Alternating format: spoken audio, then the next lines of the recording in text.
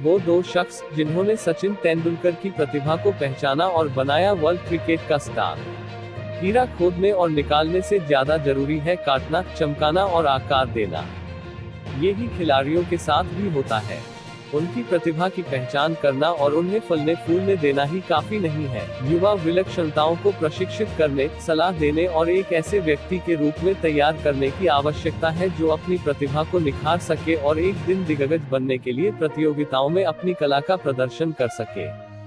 ये वह लोग हैं जिन्होंने युवा सचिन की प्रतिभा की पहचान की, क्रिकेट के लिए उनके जुनून को पाला और उन्हें सलाह दी और उनमें जिम्मेदारी की भावना और खेल के उच्चतम स्तर पर उत्कृष्ट प्रदर्शन करने की क्षमता पैदा की।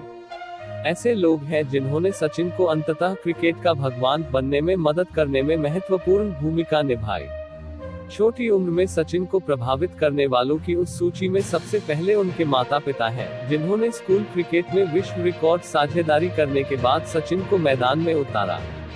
सचिन को क्रिकेट में लाने वाले व्यक्ति उनके बड़े भाई अजीत तेंदुलकर थे, जिन्होंने सबसे पहले उनमें जुनून देखा और उन्हें पहले कोच स्वर्गीय रमाकांत आचरेकर के पास ले गए। अजीत का इरादा युवा सचिन का मार्गदर्शन कराना था, जो स्कूल में धौंस जमाने वाले और रोजाना झगड़ों में शामिल हो रहे थे। वह उन्हें दादर के शिवाजी पार्क में आचरेकर द्वारा लगाए गए नेट्स पर ले गए। उनकी भूमिका सिर्फ सचिन को कोच आचरेकर के खेमे में शामिल करने तक सीमित नहीं थी। वर्षों तक अजीत सचिन के मार्गदर्शक रहे और उन्होंने उनके खेल में तकनीकी समायोजन करने में उनकी मदद की। वेस्ट इंडीज में 2007 एक दिवसीय विश्व कप के बाद एक समय अजीत ने कोच आचरेकर और परिवार के अन्य सदस्यों के साथ उन्हें डिप्रेशन से बाहर आने में मदद की थी, जब उन्होंने लगभग खेल छोड़ने का फैसला कर लिया था। कोच आचरेकर ने भी सचिन को क्रिकेट का भगवान बनाने में महत्वपूर्ण भूमिका निभाई, जिन्होंने एक अनकटे रत्न को एक अनोखे हीरे में ढाला, उसमें कड़ी मेहनत, तकनीकी श्रेष्ठता, अपने विकेट की कीमत और अपने अवसरों का अधिकतम लाभ उठाने के महत्व को बताया। सचिन 1984 में 10 साल की उम्र में आचरेकर की अकादमी में शामिल हुए और 1989 में अंतर्राष्ट्रीय क्रिकेट में पदार्पण करने तक उनके साथ रहे।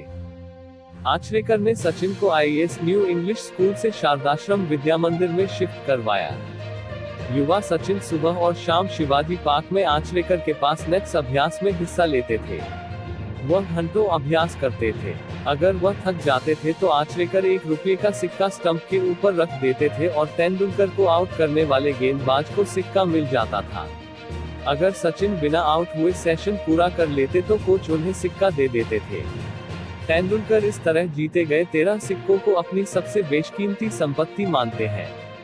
आचरेकर ने 11 साल की उम्र में जॉन ब्राइट क्रिकेट क्लब के लिए कांगा लीग की शुरुआत करते हुए तेंदुलकर को क्लब क्रिकेट खेलने के लिए भी कहा। यह उस समय एक बड़ी बात थी, क्योंकि कांगा लीग बिना हेलमेट के गीली, खुली पिचों पर खेली जाती थी। इसे खतरनाक माना जाता था और कई खिलाड़ियों को उन परिस्थितियों में चोटें आई थी। आचरेकर को सचिन की क्षमताओं पर इतना विश्वास था कि उन्होंने उन्हें इस लीग में खेलने की अनुमति दी। अगले 3 साल सचिन ने ससानियन CC और फिर शिवाजी पार्क यंगस्टर्स के लिए खेला। क्रिकेट पर ध्यान केंद्रित करने के लिए क्लब और स्कूल बदलते रहे। मैदान में क्लबों के लिए बल्लेबाजी करते रहे। आचरेकर के स्कूटर पर सवारी करते रहे। सिर्फ बल्लेबाजी करने के लिए एक क्लब से दूसरे क्लब जाते रहे। 1987 में वह भारत के पूर्व खिलाड़ी माधव अप्टे द्वारा दिखाई गई रुचि के कारण cricket club of India CCI में शामिल हो गए, जिन्होंने CCI को अपने उस नियम का अपवाद बनाने को कहा जिसमें 18 वर्ष से कम उम्र के बच्चों को क्लब हाउस और पवेलियन में प्रवेश करने की अनुमति नहीं थी। सचिन उस वक्त 15 साल के थे। CCI में ही सचिन को ब्रेबॉर्न स्टेडियम की प्राचीन सुविधाओं पर अभ्यास करने और खेलने का मौका मिला, और दिलीप सरदेसाई, हनुमंत सिंह और मिलिंद रेगे जैसे सितारों से बातचीत और सलाह भी मिली।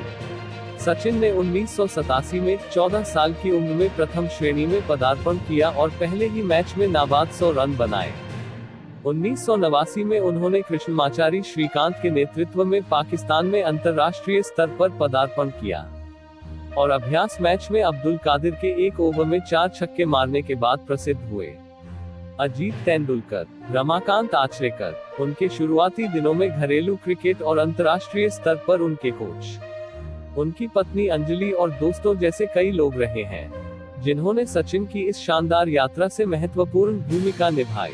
अक्टूबर 2013 में वानखेड़े स्टेडियम में अपने अंतिम टेस्ट के बाद सचिन ने अपने भाषण में उन सभी को याद किया था। वह उन्हें हमेशा उस भूमिका के लिए याद रखेंगे जो उन्होंने उन्हें क्रिकेट का भगवान बनाने में निभाई थी। आपको ये कहानी कैसा लगा?